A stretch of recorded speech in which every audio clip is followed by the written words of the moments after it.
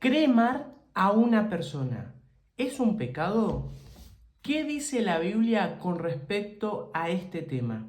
¿Dios lo aprueba o lo desaprueba? El cuidado y la preocupación por los muertos ha sido una constante en las civilizaciones a lo largo de los siglos. Los momentos de despedir a los familiares o amigos siempre es muy doloroso. Ahora, la cuestión de qué hacer con el cuerpo involucra cuestiones culturales, sociales, religiosas. Por ejemplo, en las culturas orientales, la cremación ha sido una práctica durante mucho tiempo, mientras que el entierro es una práctica mucho más común en el contexto judeo-cristiano. Sin embargo, en estas últimas décadas, la cremación se ha convertido en una práctica común en los países occidentales. Ahora, existe una diferencia entre cremar a un cuerpo y enterrar a un cuerpo. Para empezar, la descomposición de un cuerpo al enterrarlo es mucho más lento, es en la tierra y suele ser mucho más costoso. En la cremación, el proceso es rápido, seco y mucho más barato. La popularización de los crematorios en el mundo occidental cristiano nos plantea una cuestión. ¿Qué dice la Biblia acerca de la cremación y acerca del entierro de los muertos? En la antigüedad, cremar a los muertos era una práctica habitual entre los griegos, los asirios, los babilonios, los persas. Ahora, en la religión egipcia llegaron a prohibir la cremación, ya que tenían ideas raras con respecto al alma que los llevó a crear y a empezar a emplear lo que es la momificación. Desde el siglo I, los cristianos han preferido el entierro, bajo la influencia de la tradición judía que vinculaba la sepultura con la resurrección. Un dato interesante es que cuando el emperador Constantino se hizo cristiano, prohibió la cremación en parte del mundo pagano y el Mediterráneo, lo que hizo que el entierro se convirtiera en una práctica dominante en el occidente durante siglos. La noción de la inmortalidad del alma y su supuesta vida fuera del cuerpo es un punto crucial en la discusión entre los protestantes y los católicos, entre el entierro y la cremación. La visión bíblica de la muerte es importante, ya que ella nos dice que cuando alguien muere cesa toda su vida, tanto corporal como espiritual. Según la perspectiva bíblica, no hay vida ni conciencia para el difunto. Todo esto según Eclesiastés 9:5, 12:7. El cuerpo sin vida regresa a la tierra de donde vino. Ahora quiero que analicemos si la Biblia habla acerca de la cremación o habla acerca de la sepultura y cuál es su perspectiva. Hay que destacar que en toda la Biblia la sepultura es la práctica dominante. Pero en la Biblia también encontramos que hubieron personas quemadas o cremadas. La pregunta que tenemos que hacernos es ¿cuál fue el propósito para estos casos? La Biblia menciona que muchas personas fueron sepultadas. Por ejemplo, Abraham compró un cementerio para él, para Sara y para su familia.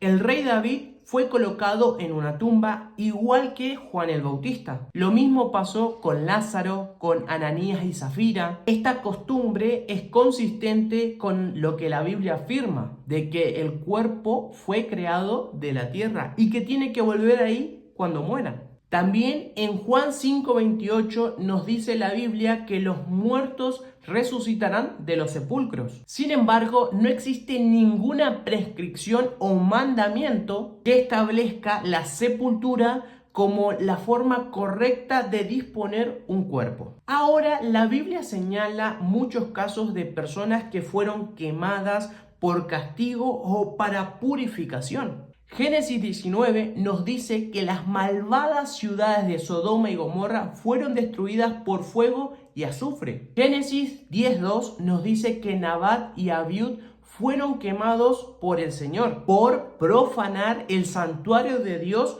con fuego extraño. Y así podríamos citar muchos otros casos bíblicos donde hubo o habrá intervención por fuego. El tema es que a lo largo de la Biblia se habla de ejecutar a personas vivas por el fuego y no en el proceso de cremar un cuerpo sin vida. Aunque algunos consideran que el proceso de quemar un cuerpo es ya directamente cremación, esto es diferente al punto que estamos discutiendo ahora. El tema es que el fuego para consumir a personas vivas implica castigo o purificación por algún pecado cometido. Cuando hablamos del fuego para consumir un cuerpo sin vida, tiene más implicaciones en lo que es evitar una contaminación. Esto, por ejemplo, lo vemos en el caso de Saúl en 1 Samuel 31. También tenemos que entender que 1 Corintios 6 nos dice que nuestro cuerpo es templo del Espíritu Santo y puede haber confusión en qué hacer cuando una persona muere. Ahora, hay una diferencia entre un cuerpo vivo, que es templo del Espíritu Santo, y un cuerpo muerto, ya que un cuerpo vivo claramente es el templo del Espíritu Santo, pero un cuerpo muerto es fuente de contaminación. En los tiempos bíblicos, por ejemplo, se solía realizar la sepultura el mismo día de la muerte,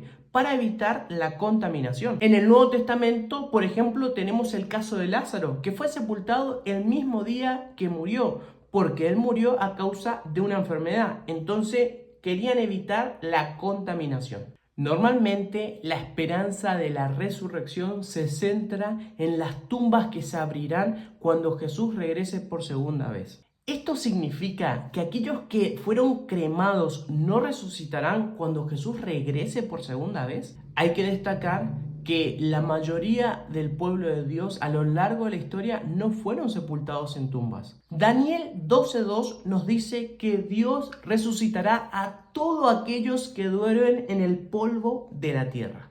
Tanto 1 Corintios 15 como 1 Tesalonicenses 4 no hablan de sepulcros o tumbas. Solo afirma que los muertos en Cristo resucitarán. El profeta Juan en Apocalipsis 24 no usa la palabra tumbas o sepulcros. Solo dice que los muertos en Cristo volvieron a la vida. En resumen, no existe ninguna orden bíblica en cómo disponer a un cuerpo muerto. Esta es una decisión muy personal e íntima y debe ser respetada. Pero hay que recordar una cosa, ya sea que fueran enterrados o cremados, hayan sido muertos por el agua o por el fuego, todos los que murieron en Cristo resucitarán a una nueva vida. Y esta es la promesa divina. Dios te bendiga.